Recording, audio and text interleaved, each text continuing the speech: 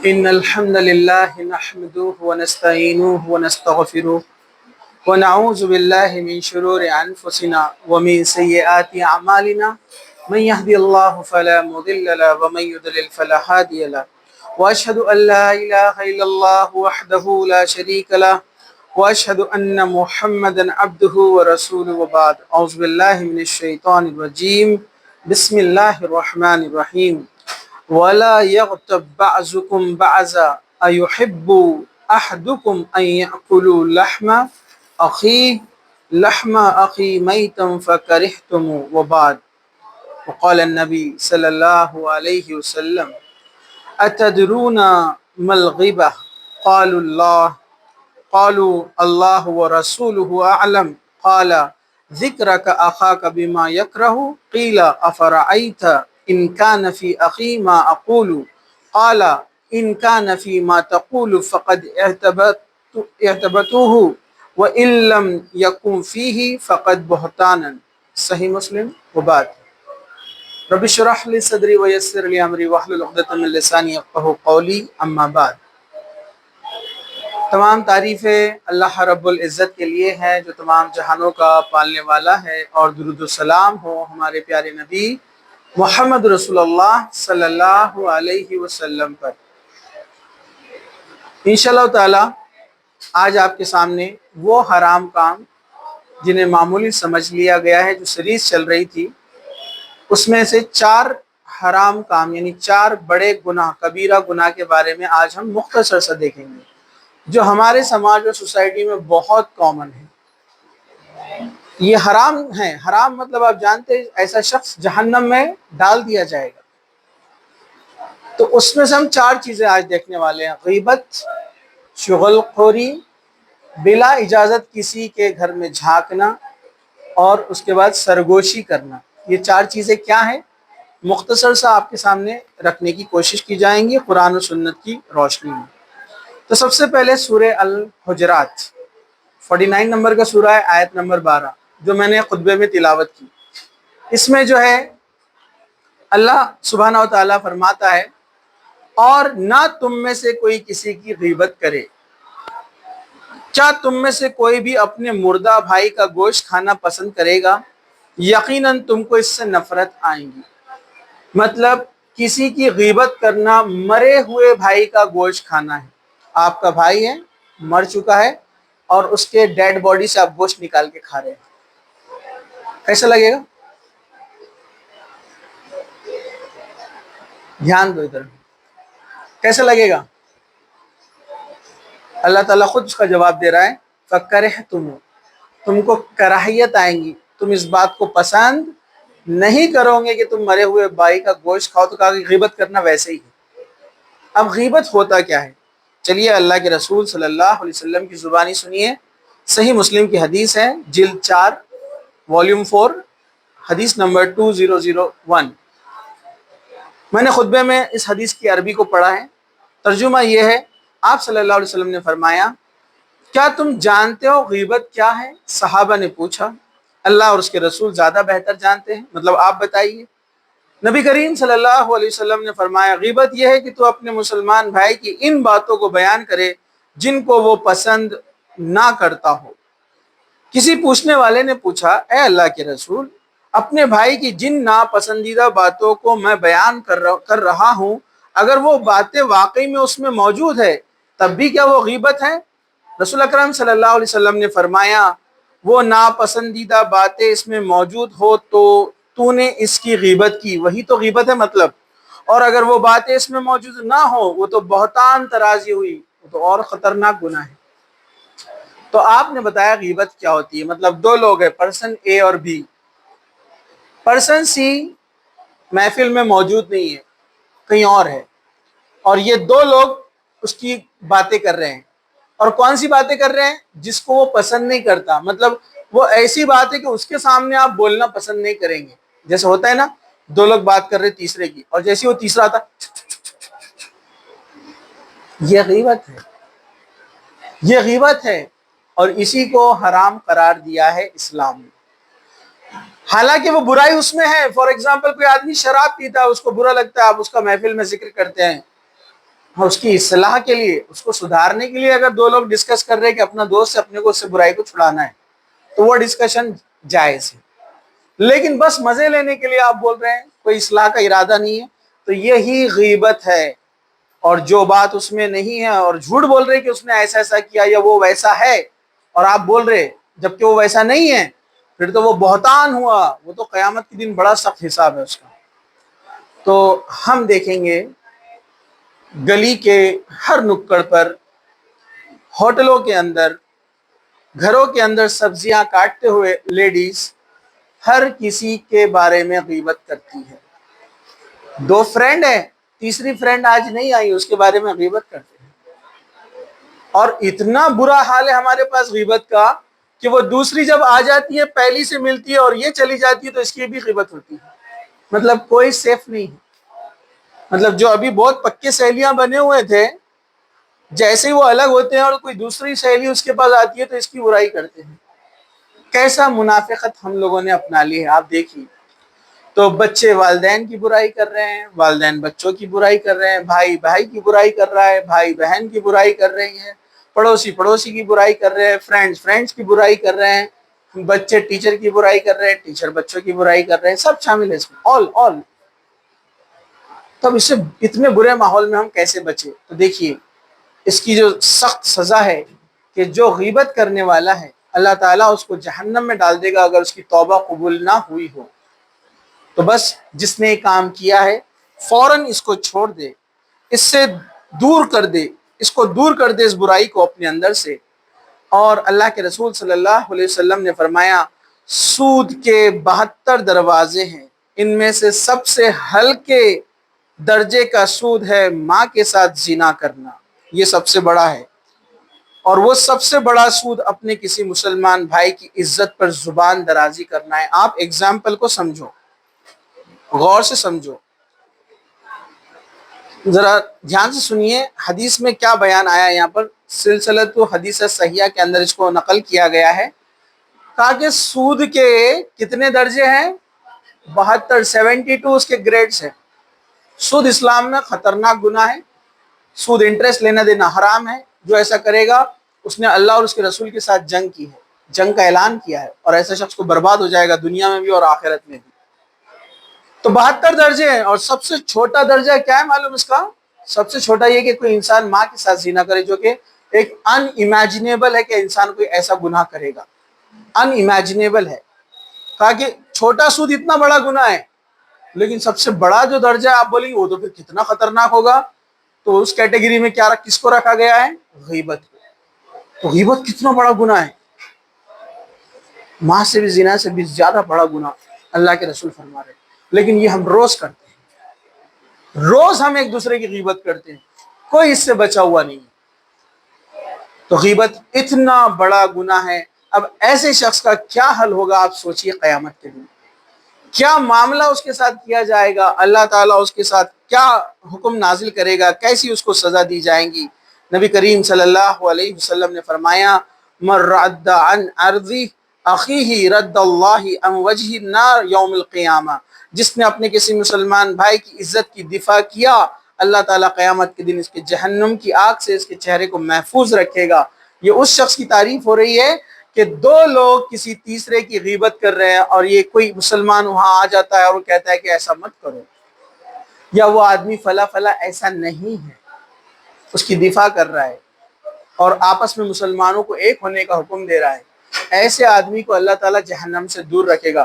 مطلب لوگوں کو ملانے والا، مسلمانوں کا سپورٹ کرنے والا، ان کی طرف سے کوئی برائی ہو رہی ہے تو ان کا دفاع کرنے والا، مطلب ان کے سپورٹ میں کھڑا ہے، وہ پروٹیسٹ میں کھڑا ہے ان کے ساتھ. اللہ تعالیٰ ایسے انسان کو جہنم سے بچائے گا. اور اس کے الٹ جو لوگ غیبت کرتے ہیں وہ اپنے مرے ہوئے بھائی کا گوشت کھا رہے ہیں. ایک بار اللہ کے رسول صلی اللہ علیہ وسلم کا گزر ہوا، دو لوگ کسی ایک کی برائی کر رہے تھے. آپ صلی اللہ علیہ وسلم نے ان دونوں کو بلایا.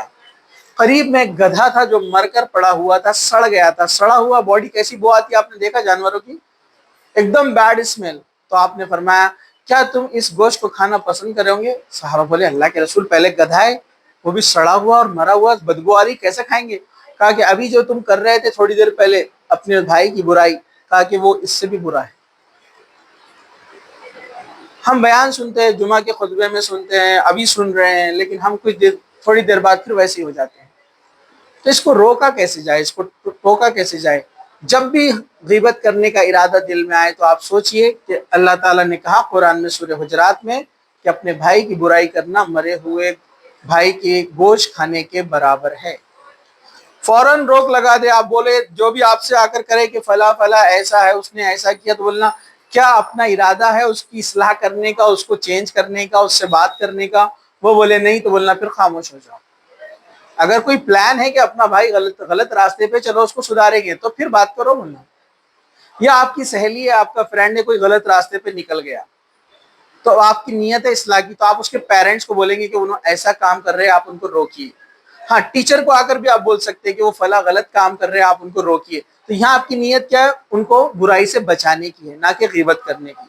تو ایسے سینس میں آپ برائی کو بیان کر سکتے ہیں تاکہ آپ کی نیت یہ ہے کہ اپنا بھائی اپنی بہن اس گناہ سے بچ جائے، اس غلط راستے پہ جانے سے بچ جائے، ورنہ وہ غیبت ہو جائیں گی، اور غیبت بہت بہت بڑا گناہ ہے، یہ بات یاد رکھیے۔ چلیے، دوسرا ہے چغل خوری۔ چغل خوری کسے کہتے ہیں؟ تو پہلے جو بات بیان کی گئی غیبت، دو لوگ ہیں، اے اور بی، سی ایبسنٹ ہے، اور اے اور بی سی کی برائی کر رہے ہیں، حالانکہ وہ برائی سی میں ہے، مطلب وہ برائی اس میں ہے، بول رہا سی کیا بڑبڑی ہے، وہ بہت دماغ پکا ڈالتی ہے، وہ سامنے ہوتا تو اس کو برا لگتا تھا نا سی کو، تو یہی غیبت ہے۔ وہ بہت ایڑا ہے، سرکا ہوا ہے، دماغ نہیں ہے اس کو، پاگل ہے وہ، کوئی بھی برائی اس میں ہے آلریڈی، نو ڈاؤٹ اس میں ہے، لیکن آپ اس کے ایبسنس میں بول رہے، اگر وہ پریزنٹ رہتا تو اس کو برا لگتا، تو یہ غیبت ہے، یاد رکھیے۔ اب چغل خوری کیا ہے؟ یہ غیبت کا ہی ٹائپ ہے۔ غیبت کا ٹائپ کیسے ٹائپ؟ جیسے اے اور بی سی کی برائی کر رہے ہیں، لیکن اب برائی کا مقصد یہ نہیں ہے کہ صرف برائی، بلکہ سی کو کسی سے لڑوانا ہے، ڈی سے لڑوانا ہے، یا اے اس لیے آیا ہے کہ بی سے سی کو لڑوانا ہے، تو اس کے پیٹھ پیچھے ایسی باتیں کرنا جس سے دو لوگوں کے بیچ میں جھگڑا پیدا ہو جائے۔ پہلا والا جھگڑا نہیں، انجوائمنٹ کے لیے غیبت کر رہے تھے، بیٹھے بیٹھے تم کو معلوم کیا، بولتے کیا کیا کیا کیا، بول بول بول بول، بہت پوچھے ہوئے وہ، کیا بولو بولو بولو، بیٹھ سناتی میں ادھر، یہ غیبت ہے، انجوائمنٹ کے لیے بول رہے بس آپ، حالانکہ نہ آپ نے اس کو تکلیف پہنچائی، نہ جا کے مارا پیٹا کچھ، لیکن آپ نے بیٹھے بیٹھے یہ لیفٹ والا فرشتہ اس نے لکھ لیا، حرام کام آپ نے کیا، اور قیامت کے دن اس کی بڑی سخت سزا ہے، بنا توبہ کیے، اور جس کی غیبت کی تھی اس سے بنا معافی مانگے اگر آپ اس دنیا سے چلے گئے، تو یاد رکھیے غیبت۔ اب چغل خوری غیبت ہی کی جا رہی ہے لیکن لڑانے کے لیے کہ دو لوگوں میں جھگڑا پیدا ہو جائے، اسے کہتے ہیں چغل خور، فساد پھیلانے والا، تعلقات خراب کرنے والا، اور یہ حسد، بغض، کینہ اور دشمنی کی آگ کو بھڑکانے والا، اسے کہتے ہیں چغل خور، اور ایسے گناہ کو کہتے ہیں چغلی، غیبت کا ٹائپ ہے۔ تو اب یہ چغل خوری کے بارے میں سورہ قلم آیت نمبر 10 اور 11 اللہ تعالیٰ نے فرمایا وَلَا تُطِعْ كُلَّ حَلَّافٍ مَّهِينٍ حَمَّازٍ مَّشَّاءٍ بِنَمِيمٍ، اے محمد صلی اللہ علیہ وسلم آپ اس شخص کا کہنا نہ مانیں جو زیادہ قسمیں کھانے والا ہو اور بے وقار، کمینہ، عیب گو اور چغل خور ہو۔ مطلب کہا ایسی لوگوں میں جو صفت ہوتی ہے جو لوگوں کو لڑواتے ہیں، اے اللہ کے رسول ایسے لوگوں کی بات نہ مانیں، نہ ان کی بات آپ سنیں، یہ چغل خور لوگ ہیں۔ تو قرآن نے ان کا ذکر کیا، اور حدیث میں آتا ہے، صحیح بخاری کی حدیث ہے، فتح الباری میں اس کو نقل کیا گیا ہے، حضرت عبداللہ بن عباس رضی اللہ عنہ کے راوی ہے، معاف کیجئے گا حضرت حذیفہ رضی اللہ عنہ کے راوی ہے، وہ فرماتے ہیں لا يدخل الجنت قطات، آپ نے بچپن میں یہ حدیث یاد کی ہوں گی 40 حدیث میں سے، لا يدخل الجنت قطات، آپ نے فرمایا چغل خور جنت میں داخل نہیں ہوگا، جگاؤ دیکھو غور سے سنو، لا يدخل الجنت قطات، چغل خور، قطات، قطع تعلق لڑوانے والا، جھگڑا پیدا کرنے والا، بغض کینہ پھیلانے والا لوگوں کے درمیان، یہ شخص جنت میں داخل نہیں ہوگا۔ اچھا، کوئی شخص جنت میں داخل نہیں ہوگا مطلب کہاں جائے گا؟ جہنم میں جائے گا۔ جہنم بڑی بری جگہ ہے جہاں ہر طرف آگ ہی آگ ہے۔ چھوٹی سی ماچس کی تیلی ہاتھ میں بجھا کر دیکھو کیسی تکلیف ہوتی ہے۔ ایک دو 5 سیکنڈ کے لیے کینڈل میں اپنی انگلی جو جل رہی ہے آپ رکھ کے دیکھیے کیسی تکلیف ہوتی ہے، پھر سوچیے کہ پورے جسم کو آگ میں ڈالا جائے گا تو کیسے ہوگا۔ پھر وہاں عجیب عجیب قسم کے عذاب ہے۔ ایک چھوٹی سی دیگ میں کسی کو بھر دیا جائے گا اور چاروں طرف سے آگ لگا دی جائے گی۔ کسی کو پیتل اور تانبے کے ناخن دے دیے جائیں گے اور وہی اپنے چہروں میں دھسائیں گا اور اس کو کھینچ کے ہوئے چھاتی تک پھاڑتے ہوئے لائے گا۔ الگ الگ خطرناک عذاب ہے جہنم کے اندر، اور ہم لوگوں کو اس سے کوئی فرق نہیں پڑتا، ڈر پیدا نہیں ہوتا۔ کتنی بری جگہ ہے۔ جو لوگ پہلے ہی سمجھ جائے وہ سمجھدار کہلائیں گے، عقل مند کہلائیں گے۔ وہاں جانے کے بعد واپس لوٹ کر آپ بولیں گے اب میں پھر سے اصلاح کرتا ہوں، توبہ کرتا ہوں، اب نہیں کروں گا۔ نو سیکنڈ چانس۔ کس کو بولتے ہیں؟ سپلیمنٹری، سیکنڈری ایگزام نہیں ہے وہاں پر، ایک میں فیل ہو گئے تو اگلی بار دے سکتے نہیں، ون ٹائم، تو جنت میں داخل نہیں ہوگا۔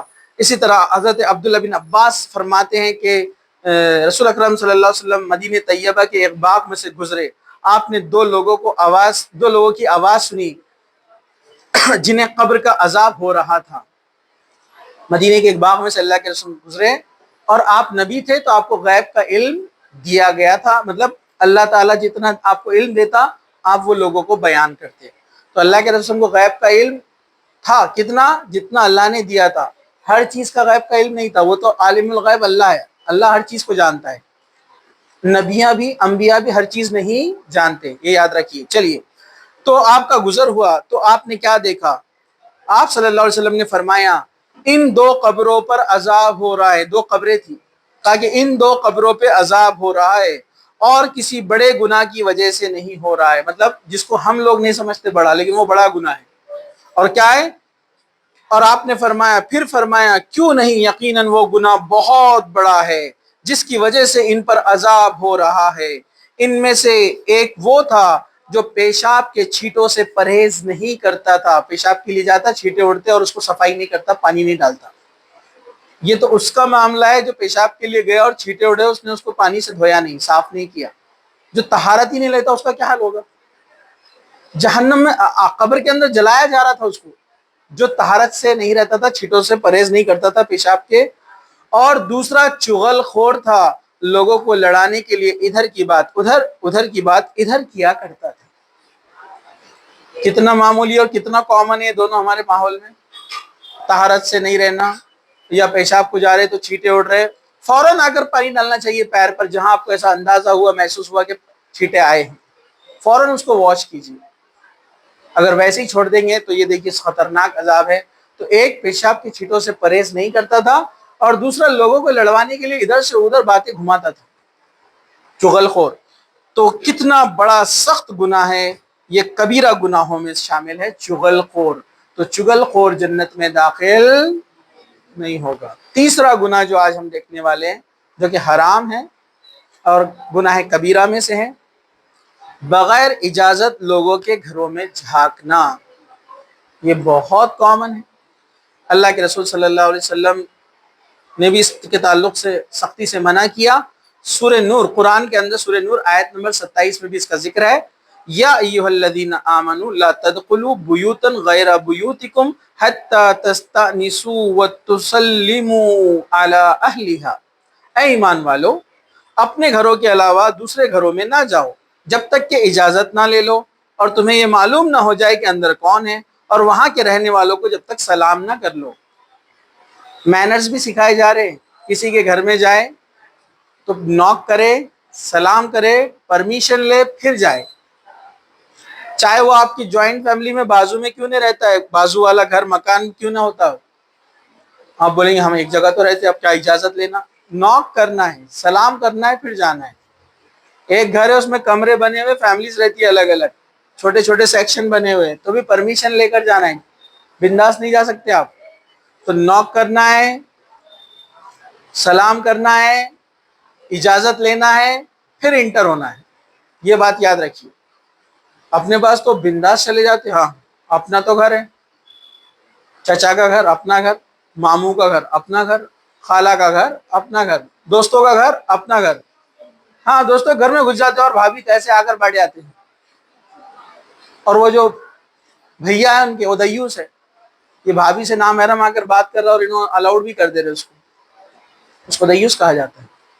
بے شرمی کو وہ مطلب برداشت بھی کر رہا ہے، نہیں، بغیر اجازت تو داخل ہی نہیں ہو سکتے۔ اب رہا سوال جھانکنے کا، تو بڑی بری بات ہے۔ اللہ کے رسول صلی اللہ علیہ وسلم فرماتے انما جعل الاستئذان من اجل البصر، کیا فرمایا آپ نے؟ صحیح بخاری کی حدیث ہے، طلب اجازت کو نگاہ کی وجہ سے ضرورت قرار دیا گیا ہے۔ آپ جائیں گے، جھانک بھی نہیں سکتے آپ۔ ہمارے پاس کیا ہوتا ہے عام طور پر فیملیز کے اندر، خاندان کے اندر کچھ اندر باتیں چل رہی ہے تو ایک خاتون آتے ایسا کھڑے ہوتے اور اچانک کوئی آ گیا تو ہاں کیسے آپ، کیا میں وہ لینے آئی تھی کچھ تبھی۔ چھپ کے باتیں سننا بھی اجازت نہیں ہے، سورہ حجرات میں اس کا ذکر ہے کہ ٹو میں مت لگو کیا چل رہا ہے دیکھنے کے لیے، جھانکنا تو بہت دور کی بات ہے۔ چلیے، ایک بار اللہ کے رسول صلی اللہ علیہ وسلم نے دیکھا کہ کوئی شخص آپ کے گھر میں دروازے کے اندر جو چیر ہوتی ہے، ساند ہوتی ہے، جو گیپ آ جاتا ہے نا لکڑیوں کے بیچ میں، اس میں سے کوئی شخص دیکھ رہا ہے۔ تو آپ نے کہا کہ میرا ارادہ ہوا کہ لوہے کی کنگھی لو، اس زمانے میں لوہے کی کنگھیاں ہوا کرتی تھی، کوم، اور اس کی آنکھ پھوڑ دو۔ مطلب اس کو اجازت ہے گھر والے کو کہ وہ آنکھ پھوڑ سکتا ہے، اس پر کوئی کیس بھی نہیں ہوگا اسلامی قانون کے حساب سے۔ جو بغیر اجازت گھر میں جھانکے اس کی آنکھ پھوڑی جا سکتی ہے، اس پر کوئی کیس بھی نہیں ہوگا، اسلامک کورٹ کے اندر کوئی کلیم بھی نہیں کرے گا اگر وہ ثابت کر دے تو۔ جیسے آپ نے فرمایا، صحیح مسلم کی حدیث ہے، آپ نے فرمایا جس نے بغیر اجازت کسی کے گھر جھانکا، گھر والوں کے لیے جائز ہے کہ وہ اس کی آنکھ پھوڑ ڈالے۔ ابھی لیکن آپ احتیاط سے تھوڑا، نہیں تو ہو سکتا کچھ مس انڈرسٹینڈنگ ہو جائے اور آپ ایک آدھ کی آنکھ پھوڑ ڈالے۔ ٹھیک ہے، وہ اگر شیور ہے اور اسلامی کورٹ ہے، اسلامی کورٹ میں ہو جائے گا تو کوئی اس پر کیس رائج نہیں ہوگا، کوئی کلیم نہیں کیا جائے گا۔ تو کسی کے بھی گھر میں بغیر اجازت جھانکنا حرام ہے، الاؤڈ نہیں ہے۔ ایون بھیا کے گھر میں بھی نہیں جا سکتے آپ بولیں گے نہیں تو بھیا کا تو گھر ہے، نہیں، جھانک نہیں سکتے آپ۔ نوک کیجئے، سلام کیجئے، پرمیشن لیجئے۔ تو اسلام میں کبھی کسی وقت ہم لیں گے داخل ہونے کے گھر میں آداب اور اخلاق کیسے ہونا چاہیے، ابھی ہمارا وہ ٹاپک نہیں ہے۔ چوتھا ہے سرگوشی کرنا، یہ تو غیبت سے زیادہ عام ہے۔ سرگوشی کسے کہتے ہیں؟ محفل میں دو لوگوں کا جمع ہو جانا اور تیسرے کو الگ کر دینا، مطلب ساتھ میں ہی بیٹھے ہیں، غیبت نہیں ہو رہی ہے، لیکن دو لوگ ایک ساتھ ہو گئے اور ایک کو اکیلا چھوڑ دیا، اور یہ دو آپس میں کیا کر رہے ہیں، اس کا مذاق بنا رہے ہیں اور وہ بیٹھا ہے۔ ہوتا ہے نا عام طور پر کلاسز میں، کلاس میٹس کے ساتھ بہت ہوتا ہے یہ، دو لوگ ایک طرف ہو جاتے ہیں، ہاں ہم تو ایسے ہیں، ہم تو ویسے ہیں، اس کو وہ بیچاری ایک ہو جاتی ہے اور بیچارہ ایک ہو جاتا ہے، اور یہ دو لوگ آپس میں دوست بن جاتے ہیں، اس کو اکیلا چھوڑ دیتے ہیں۔ اس سے کیا ہوتا ہے، بہت نقصانات ہیں، میں آپ کو بتاؤں گا۔ چلیے میں آپ کو سناتا ہوں ایک حدیث، صحیح بخاری کی ہے، حدیث نمبر 6290، فتح الباری کے اندر اس کو نقل کیا گیا ہے۔ اللہ کے رسول نے فرمایا جب تم 3 کی تعداد میں ہو تو 2 آدمی تیسرے کو چھوڑ کر سرگوشی نہ کرے، رازدارانہ گفتگو نہ کرے جب تک کہ وہاں دوسرے لوگ موجود نہ ہو، کیونکہ صرف 2 کا سرگوشی کرنا تیسرے کو پریشان کر دیتا ہے۔ یہ حدیث بیان کی گئی، مسلم کے اندر بھی ہے، بخاری میں بھی ہے۔ اللہ کے رسول نے کیا فرمایا کہ 3 لوگ بیٹھے ہیں تو ایسا نہیں ہونا چاہیے کہ 2 لوگ مل جائیں اور ان کی اشاروں میں باتیں چل رہی، سرگوشی چل رہی ہے چھپ چھپ کے، اور وہ تیسرا پریشان ہو رہا ہے کہ شاید اس کے بارے میں گفتگو ہو رہی ہے، اس کو ستایا جا رہا ہے، چڑھایا جا رہا ہے، جو بھی ہو رہا ہے۔ تو یہ بہت بری چیز ہے۔ اللہ تعالیٰ نے قرآن کے اندر بھی سورہ ویل لکل ہمزۃ لمزہ میں اس کو بیان کیا، سورہ ہمزہ میں، کہ ویل ہے، افسوس ہے، لعنت ہے اس کے لیے، ہمزہ اور لمزہ کے لیے، یعنی جو غیبت کرتے ہیں پیٹ پیچھے ان کے لیے بھی، اور جو اشاروں کے ذریعے سے دوسروں کی غیبت کرتے، ستاتے۔ ہوتا نا اپنے پاس 2 لوگ بیٹھے ہوئے، تیسرا ایک بیچارہ بیٹھا ہوا ہے۔ یہ ہے سرگوشی کرنا، آپس میں اشارے چل رہے ہیں، اس کو ستایا جا رہا ہے۔ اس کے نقصانات کیا ہے؟ دنیا نے اس کے نقصانات دیکھے۔ اسکول میٹس، کالج میٹس کے ساتھ بلنگ کی گئی، ان کو ستایا گیا، گروپ مل گیا، ایک کو اکیلا چھوڑ دیا گیا، اس کا نتیجہ کیا ہوا؟ وہ بچہ ڈپریشن میں چلا گیا، بیمار ہو گیا، ہاسپٹلائز ہو گیا، اور کئی چیزوں کا وہ شکار ہو گیا، بیماریوں کا، زندگی خراب ہو گئی۔ ذمہ دار یہ لوگ ہیں، اللہ تعالیٰ ان سے پوچھے گا۔ ٹینشن لے لیا اس نے، یا پھر وہ تھوڑا مضبوط دل کا ہے، اس نے ٹینشن نہیں لیا، اس نے ریونج لیا، جس نے اس کو ستایا اس نے ان کا مرڈر کر دیا۔ ایسے کئی واقعات ہیں، 2-3 لوگوں نے مل کر ایک کی سرگوشی کی، اس کو ستایا، بولنگ کی، پریشان کیا، ٹیز کیا، اور یہ آدمی نے پھر غصے میں آ کر کسی دن ایک کو مار دیا۔ کئی واقعات ہوئے ایسے، امریکہ یورپ میں تو کئی واقعات ہے، بچہ آیا گن لے کر اسکول میں فائرنگ کر دیا، کسی کو دھکا دے دیا اپنے فرینڈ کو اوپر سے، چھوٹی عمر ہے، سمجھ میں نہیں آتا ہے۔ تو اسلام نے اتنے اچھے اخلاق بتائے کہ یہ برائیاں پیدا ہی نہ ہوں، اس لیے اسلام دیکھیے کتنے اچھے رولز بتا رہا ہے۔ 3 لوگ ہیں، تینوں ساتھ مل کر رہو،